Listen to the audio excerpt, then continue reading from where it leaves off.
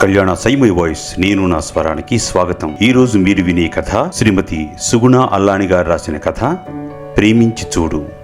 శ్రీమతి సుగుణ అల్లాని గారు పుట్టింది పెరిగింది హైదరాబాద్లోనే. ఎంఏ బిఎడ్ చేసిన వీరు 30 సంవత్సరాలు వివిధ పాఠశాలలో తెలుగు అధ్యాపకురాలిగా చేసి ప్రస్తుతం రిటైర్ అయిన తర్వాత ఈ విశ్రాంతి జీవనంలో అప్పుడప్పుడు అన్నమయ్య కీర్తనలు పాడుకుంటూ, ఐప్యాడ్లో కథలు చదువుకుంటూ, చిన్న చిన్న కవితలు కథలు రాసుకుంటూ, టీవీలో సినిమాలు చూస్తూ, స్నేహితులను కలుస్తూ కావలసినంత ఆనందాన్ని పంచుకుంటున్నారు. వీరు రాసిన ఈ కథ ప్రేమించి చూడు ఇప్పుడు మనం విందాం.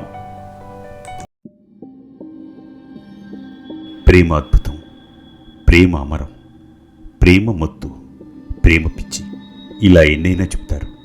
కానీ ప్రేమ గురించి తెలియాలంటే ప్రేమించగలగాలి, ప్రేమించబడాలి, ప్రేమను సఫలం చేసుకోవాలి. వేప చెట్టు గాలి చల్లగా వీస్తోంది. ఆ చెట్టుకు నాకు చాలా దగ్గర అనుబంధం ఉన్నదని నా నమ్మకం. మా నాయనమ్మ చెప్పేది. మా నాన్న తన కడుపులో పడినప్పుడు చూసిందట ఆ వేప మొక్కని. పెరట్లో ఉన్న ఈ మొక్క ఎట్లా ములిచిందో తెలియదు, కానీ దానిని చూడగానే తన కడుపులో బిడ్డలా అనిపించేదని, పెరడు బాగు చేసేటప్పుడు దాన్ని పీకేస్తానంటే ఒప్పుకోలేదని. మా ఊరిలో విశాలమైన ఇల్లు, అంతకన్నా విశాలమైన పెరడు. నా బాల్యమంతా ఆ చెట్టు కిందే గడిచింది. అమ్మ ఒక కొమ్మకు చీర ఉయ్యాల కట్టి ఊపేదట. అలా అయితేనే నిద్రపోయేవాడినని అనేది. నేను పాకే వయసప్పటికీ బండలు పరిచారు, కానీ వేప చెట్టుని ముట్టుకోలేదు. ఇప్పుడు రిటైర్ అయ్యాక కూడా నేనదే చెట్టు కింద సేద తీరుతున్నాను. ఆ చెట్టు కింద కూర్చుని ఏదో ఒక పుస్తకం చదవడము, చెట్టు వైపు పైకలా చూస్తూ ఊహల్లోకి వెళ్లటము ఇష్టం నాకు. అమ్మకు దగ్గరగా ఉన్నట్టు అనిపిస్తుంది. లోపల నుండి చప్పుడు వినిపించింది. విననట్టు ఊరుకున్నాను. లేవలేదు. మళ్లీ గట్టిగా గ్లాస్ కింద పడేసిన చప్పుడు వినిపించింది. ఇక తప్పక లేచి వెళ్లాను. మంచంలో నా భార్య 10 ఏళ్ల క్రితం మెట్లపై నుండి జారి పడింది. నడుం కింద భాగం చచ్చుపడిపోయింది. పిలవగలదు, కానీ పిలవదు. నీళ్లు కావాలని సైగ చేసింది. ఇచ్చాను. డైపర్ వైపు చూపించింది. బయటకు వచ్చి సర్వెంట్ గదిలో వీరమ్మను పిలిచాను. వస్తున్నా అంటూ కేకేసింది. మళ్లీ వేప చెట్టు కిందకు వచ్చి కూర్చున్నాను. నేను నా ఈజీ చైర్, వేప చెట్టు. అలా వేప చెట్టు వైపు చూస్తుంటే ఏవో ఆలోచనలు. నా గతాన్ని లెక్కలేనని మాను గుర్తు చేసుకుని ఆ జ్ఞాపకాల్లోనే బతుకుతూ ఉంటాను. వేప చెట్టు ఆకులు రావడం చూస్తూ ఉంటే గడుస్తున్న నా జీవితపు చివరి రోజుల్లా అనిపిస్తాయి. చెట్టు మళ్లీ వసంతానికి చిగురిస్తుంది, కానీ నా జీవితం. ప్రతి మనిషికి ఉంటాయి ఆశలు, ఆశయాలు, కోరికలు. నాలాంటి భావుకులకు మరీ ఎక్కువ. అవును, నేను ప్రవృత్తిరీత్యా ఎంతో భావుకత్వం ఉన్నవాడిని. నా చిన్నతనంలో మా అమ్మ నాన్నలను గమనించేవాణ్ణి. అమ్మ ఇంటడు పని చేసినట్లు కనిపించేది కాదు. నాన్న ఇంటికి వచ్చేసరికి చకచకా పనులన్నీ చేసుకుని ఇల్లంతా చక్కగా నీట్గా సర్దేసి ఉంచేది. తను కూడా అలంకరించుకోవడం కాదు, కానీ శుభ్రంగా ఉండేది. కుట్లు అల్లికలు బాగా చేసేది. పనికి రాని పాత వస్తువులను పెయింటింగ్ చేసి కొత్తగా ఇంటిని అలంకరించేది. ఆ కాలంలో అమ్మ 12వ తరగతి వరకు చదివింది. పుట్టింటి నుండి పెట్టెడు పుస్తకాలు తెచ్చుకుంది. చిన్న చిన్న కవితలు రాసేది. పెరట్లో మంచం వేసుకుని అమ్మ నేను పడుకుని ఆకాశాన్ని చుక్కలను చూస్తూ కబుర్లు చెప్పుకునేవాళ్ళం. తను చదివిన కథల్లో విషయాలు చెప్పేది. అమ్మకు ఎద్దనపూడి నవలలంటే పిచ్చి. ఆ నవలల్లో హీరోని వర్ణించేది. అందం, చదువు, మాటల్లో కఠినత్వం కనిపించినా మనసులోని సున్నితత్వం, ఆ హీరోయిజం, రొమాంటిజం, ఇలా అన్నీ చెప్పేది. పెరుగుతున్న కొద్దీ నన్ను నేను ఆ హీరోలా ఊహించుకునేవాడిని. అమ్మ నానమ్మ చాలా స్నేహంగా ఉండేవారు. అమ్మంటే నానమ్మకు చాలా ఇష్టం. నాన్నెందుకో ఎప్పుడూ చిరాకు, కోపంతో ఉండేవాడు. ఎప్పుడూ ఇంట్లో నవ్వుతూ మాట్లాడేవాడు కాదు. భోజనం చేయడానికి కూడా ఓపిక ఉండేది కాదు. తినేటప్పుడు హడావిడిగా తిని వెళ్ళిపోయేవాడు. అవసరమైతే తప్ప ఎక్కువ మాట్లాడడం ఇష్టపడేవాడు కాదు. ఆయన ఇంట్లో ఉన్నంతసేపు సంతోషం మా ఇంటికి మైళ్ళ దూరంలో ఉండేది. ఒక స్తబ్దత, నిశ్శబ్దం రాజ్యమేలేది. ఆయన బయటకు వెళ్ళగానే గుండెల నిండా ఊపిరి పీల్చుకున్నట్టుండేది. అయినా నాన్నంటే అమ్మకిష్టం. నాన్న పుట్టినరోజును పండగలా చేసేది. నెల రోజుల ముందు నుండి ప్రయత్నాలు మొదలుపెట్టేది. నాన్న ఇంట్లో లేనప్పుడు బజారుకు వెళ్ళి ఆయనకు బట్టలు తెచ్చి కుట్టించేది. స్పెషల్గా ఏదో ఒక బహుమతి ఇచ్చేది. మన కోసం ఎవరైనా ప్రత్యేక శ్రద్ధ చూపిస్తే మనసు ఆడే ఆనందహేళకు హద్దుంటుందా? మా నాన్న ముఖంలో ఆ సంతోషాన్ని చూడాలని ఎంతో ఆశగా ఎదురు చూసేది. ఎప్పుడూ నిరాశ ఎదురయ్యేది. డబ్బులన్నీ తగిలేయటమేంటి అని తిట్లు కూడా. చేసిన వంట బాగుందని ఏ రోజు చెప్పలేదు. అమ్మ పుట్టినరోజు, తమ పెళ్లి రోజులు నాన్నకు గుర్తే ఉండవు. నాయనమ్మ గుర్తు చేస్తే అయితే ఏంటంటా అనేవాడు. అయినా అమ్మ చేయటం మానలేదు. అమ్మకు సర్ప్రైజెస్ అంటే ఇష్టం. నా పుట్టినరోజు కోసం అన్నీ ఎంతో ఇష్టంగా చేసేది. ప్రతిసారి ఓ కొత్త థీమ్తో చేసేది. నేను 10వ తరగతి పూర్తి చేసే వరకు నా పుట్టినరోజులన్నీ ఇంట్లోనే జరిగేవి. నా ఫ్రెండ్స్ ఇంటికి వచ్చేవారు. అమ్మ అందరినీ చాలా ప్రేమగా, ఫ్రెండ్లీగా చూసేది. బాల్యమంతా అమ్మతోనే గడిచినందుకు నాకు అదే ప్రవృత్తి అలవాటైందేమో. ఇంటర్మీడియట్లో ఉన్నప్పుడు ఫ్రెండ్స్తో బయట చేసుకోరా నీ పుట్టినరోజు అన్నది. వెళ్ళాం. కానీ అమ్మ ఇంట్లో చేస్తే వచ్చే ఆనందం పొందలేకపోయాను. అదే మాట అమ్మతో అంటే నాతోనే ఉండపోలేవు కదా, ఇంకా బయట కొత్త ప్రపంచం, విశాలమైన జీవితం ఉంది. నువ్వు బాగా చదువుకోవాలి, మంచి ఉద్యోగంలో స్థిరపడాలి, చక్కటి అమ్మాయిని పెళ్లి చేసుకోవాలి, నీ పిల్లల్లో నీ చిన్నతనాన్ని చూడాలి, నీవు నీ భార్యను బాగా అర్థం చేసుకోవాలి. అర్థం చేసుకోవడం అంటే చెప్పినట్టు వినడం కాదు, తన మాటకు ప్రాముఖ్యతనివ్వటం, తన అభిప్రాయాన్ని గౌరవించటం. ఈ కాలం పిల్లలు బాగా చదువుకుంటున్నారు, నిర్దిష్టమైన అభిప్రాయాలను ఏర్పరచుకుంటున్నారు. వారి అభిప్రాయాలకు, ఆశయాలకు విలువనివ్వటం ముఖ్యం. పిల్లిని గదిలో బంధించినట్లు చేయకుండా రెక్కలున్న పావురంలా స్వతంత్రంగా ఎగరనివ్వాలి. వాతావరణం చల్లబడినట్టు వీచిన గాలి తెమ్మెర ముఖాన్ని కొట్టి మరీ చెప్పింది.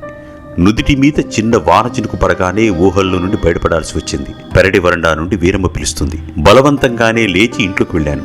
నా గదిలోని కిటికీ పక్కనున్న కుర్చీలో కూర్చున్నాను.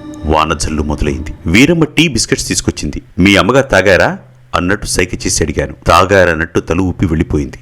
మా పిల్లలు కూడబలుక్కుని పెట్టిన పని మనిషి వీరమ్మ. మొత్తం కుటుంబం ఇక్కడే ఉండేలా ఏర్పాటు చేశారు. ఇంటి పని, వంట పని చేస్తుంది. మాకున్న కొద్దిపాటి పొలాన్ని ఆమె మొగుడు వీరయ్య సాగు చేస్తాడు. బయట పనుడు ఆమె కొడుకు చేస్తాడు. నా కొడుకు, కూతురు విదేశాల్లో ఉన్నారు. డబ్బుకు కొదవలేదు. పని మనిషిని పెట్టి తమ బాధ్యతను నెరవేర్చారు. ఇంజనీరింగ్ చేసి సెంట్రల్ గవర్నమెంట్ ఉద్యోగం చేశాను. అమ్మ కోరిక ప్రకారం దూరపు బంధువుల అమ్మాయిని పెళ్లి చేసుకున్నాను. చూడటానికి అందంగా ఉండేది. నేను అందగాండి. మంచి ఎత్తు, రంగు, ఉంగరాల క్రాఫ్ట్. కాలేజీలో ఎందరూ నాకు ప్రపోజ్ చేశారో ఎందుకో ఎవరూ నా మనసును తాకలేదు. చదువు అవగానే ఉద్యోగం వచ్చిన 6 నెలలకే పెళ్లి. పెళ్లి మీద ఎన్నో ఆశలు, ఊహలు. 24 ఏళ్లకే పెళ్ళా అని స్నేహితులంతా అన్నారు. అమ్మ అమ్మాయిని చూపించగానే నచ్చింది. ఓకే అన్నాను. పెళ్లిలో పెళ్లి కూతురు చిరునవ్వులతోనే ఉన్నది. కానీ ఎక్కువ గంభీరం ప్రదర్శించినట్టు అనిపించింది. గర్వంతో కూడిన నవ్వు అని నాకైతే స్పష్టంగా తెలిసింది. అందరూ చూడ చక్కని జంట, మేడ్ ఫర్ ఈచ్ అదర్ అంటుంటే నాకు గర్వంగానే ఉంది. మరి 3 రాత్రులు గడిచాక ఇంటికి వచ్చాం. 3 రోజులు ముభావంగానే ఉంది. అలా అని అయిష్టమేమీ లేదు. ఎంత అర్థం చేసుకోవాలని ప్రయత్నించినా సాధ్యం కావడం లేదు. మాట్లాడితే తెలుస్తుంది కదా. 4 రోజులు గడిచాయి. సినిమాకు వెళదామని రెడీగా ఉండమని పొద్దున్నే చెప్పి ఆఫీసుకు వెళ్ళాను. సాయంత్రం వచ్చేసరికి రెడీగానే ఉంది. బయలుదేరదాం. అంతా మౌనమే. సినిమాలో కూడా జోక్స్ వేసినప్పుడు నేను గట్టిగా నవ్వటం, తను నిశ్శబ్దంగా నవ్వటం. వచ్చేటప్పుడు హోటల్కి డిన్నర్కి వెళ్ళాం. కూర్చున్నప్పుడు మెల్లగా మాటలు కలపడానికి ప్రయత్నిస్తూ సునీ ఎటూ చూస్తున్నదల్లా తిరిగి నా వైపు చూసింది వింతగా. ఆ చూపికే నా నోటి తడారిపోయింది. ఎలా ఉంది మ్యారేజ్ లైఫ్ అన్నాను మెల్లిగా. బానే ఉంది అంది. అంటే ఆగాను. నిజంగా నిన్ను చూడగానే ఇష్టపడ్డాను అన్నాను. ఆహా అన్నది నిర్భావమైన ముఖంతో. మరి నువ్వు అన్నాను. ఏంటి ఇష్టపడి చేసుకున్నావా పెళ్లి? ఇష్టమేముంది, మా నాన్న చేసుకోమన్నాడు, చేసుకున్నా అన్నది. 1 నిమిషం అర్థం కాలే. అదేంటి అంతే అన్నట్టు భుజాలగరేసింది. I love you so much అన్నాను. చిచి అదేం మాట, అలాంటివి మా ఇంట వంట లేవు అన్నది సునీత. ఎలాంటివి అని బెత్తరపోయి చూశా. ప్రేమలు అవి అన్నది. నా నవనాడులు కుంగిపోయాయి. ఇంకేం మాట్లాడలేదు. ప్రేమంటే బూదులా అర్థం చేసుకునే తనతో ఏం మాట్లాడాలని కాలం ఇచ్చే సమాధానానికే ఎదురు చూశాను. ఆ తర్వాత దాదాపు 4-5 సంవత్సరాలు నా ప్రేమను గుర్తిస్తుందేమో అనే ఆశతో ఓపికగా ఎదురు చూశాను. నిరాశ ఎదురైంది. తనలో ఎటువంటి మార్పు రాలేదు. నేను తన మనసుకు దగ్గరగా వెళదామని ప్రయత్నించిన ప్రతిసారి దూరమవుతూ వచ్చింది. అలా అని విముఖత కనిపించదు. అమ్మా నాన్నలకు మంచి గౌరవం ఇచ్చేది. సమయానికి అన్నీ అమర్చేది. పిల్లలకు అంతే. అన్నీ పద్ధతి ప్రకారం, బాధ్యత కనుక చేస్తున్నాను అనే భావం కనబరిచేది. ఈ పని నాది, నా సొంత మనుషుల కోసం చేస్తున్నాను అనే భావం కనిపించేది కాదు. రాను రాను ఏళ్లు గడిచిన కొద్దీ నేను ముభావంగా అయిపోయాను. ఏదైనా అవసరం ఉంటే తప్ప మాటలుండేవి కావు. శృంగారం కూడా నిర్లిప్తంగా. నాలో మార్పు గమనించి అమ్మ అడిగింది. ఎలా చెప్పాలో అర్థం కాలేదు ముందు. కానీ అమ్మతో కాకుండా నేనెవరితోనూ మాట్లాడలేననిపించింది. చెప్పాను. ఏం కాదులేరా, వయసొస్తే తనే మారుతుందిలే అన్నది. ఆ సమయం కోసం ఎదురు చూశాను. కానీ అదే కాలం అమ్మా నాన్నను తీసుకుపోయి 2 పిల్లలను ఇచ్చింది. కూతురు కొడుకు.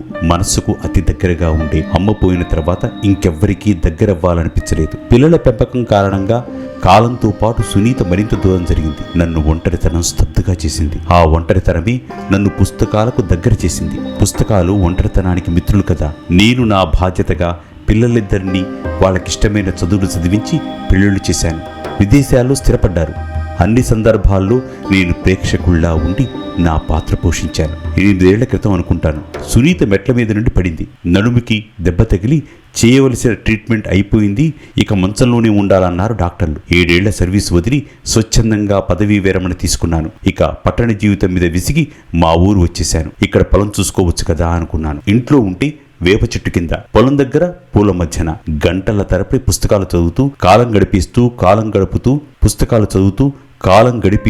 కాలం గడుపుతూ ప్రకృతిని ప్రేమించడం అలవాటు చేసుకున్నాను. 7 ఏళ్ల తరబడి మౌనాన్ని ఆశ్రయించాను. మా ఊరి కాలువ గట్టు, మా ఇంటి వేప చెట్టు, పొలం గట్టు ఇవే నా కాలక్షేపం. పొలంలో సగం పూల మొక్కలు, సగం పండ్ల చెట్లు వేయించాను. ఒకసారి మాటల్లో నా సమాధి ఈ పూల మొక్కల మధ్య కట్టమని వేరేతో చెప్పాను. బాధపడి అలా అనొద్దయ్యా, మీలాటోరు 10 కాలాల పాటు సల్లగుండాలా అన్నాడు. ఉదయం 6 గంటలకు టీ తాగి పొలానికి వెళితే అక్కడే గంట యోగా, బావిలో ఈత, మెడిటేషన్ చేసి 11ంటికి ఇంటికొచ్చి వీరమ్మ పెట్టింది తిని మళ్లీ వేప చెట్టు కింద చదువుతూ కూర్చుంటాను. ఒంటరివాడు యోగి కానీ, భోగి కానీ, మానసిక రోగి కానీ అవుతుంటారు. నేను అవేవీ కాలేదు. నేనుగానే ఉండిపోయాను. ఎంత బిగించినా జారిపోయే ఇసుకలా కాలం గడిచిపోతూనే ఉంది. ఎప్పటిలాగా నిన్న కూడా నా రోజువారీ కార్యక్రమాలు ముగించి పుస్తకం చదువుతూ పడుకున్నాను. నిద్రలోనే ఉన్నా ఏడుపులు వినిపిస్తుంటే లేచాను. కళ్ళు తెరిచి చూసేసరికి చాలా జనం ఉన్నారు. ఇంట్లో ఎవరో పడుకుని ఉన్నారు. చుట్టూ జనం మూగి ఉన్నారు. అందరూ కళ్ళు తుడుచుకుంటూ పెడుతున్నారు. ఏమైందో పాపం అనుకున్నాను. బయటకు చూశా. వేప చెట్టు నుండి పెద్ద కొమ్మ ఒకటి విరిగిపడి ఉంది. అందరూ మాట్లాడుకుంటున్నారు. నన్నెవరూ పట్టించుకోవటం లేదు. అమ్మాయి అబ్బాయి దారిలో వస్తున్నారు అన్నట్టు అనుకుంటున్నారు. ఇప్పుడు ఎందుకు వస్తున్నట్లు అనుకుంటూ బయటకు నడిచాను. గాలిలో తేలుతున్నట్లుంది. ఏమైంది నాకు అనుకుంటూ నన్ను నేను చూసుకున్నాను. వేప చెట్టు కొమ్మల మధ్య ఉన్నాను. అర్థమైంది, నిన్న రాత్రి నిద్రలోనే పోయానన్నమాట.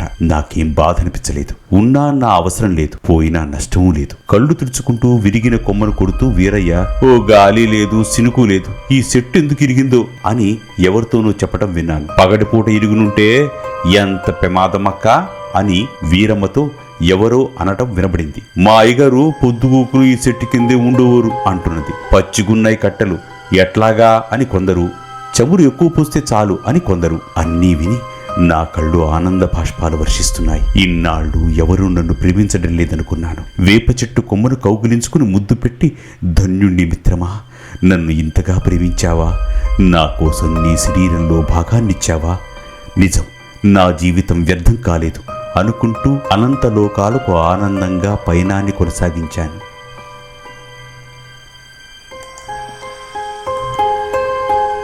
శ్రీమతి సుగుణ అల్లాని గారు రాసిన కథ ప్రేమించి చూడు మీరిప్పుడు విన్నారు. ఇలాంటి మరిన్ని మంచి కథలను మీరు వినాలి అనుకుంటే కళ్యాణ సైమై వాయిస్ నేను నా స్వరాన్ని సబ్స్క్రైబ్ చేసుకోండి.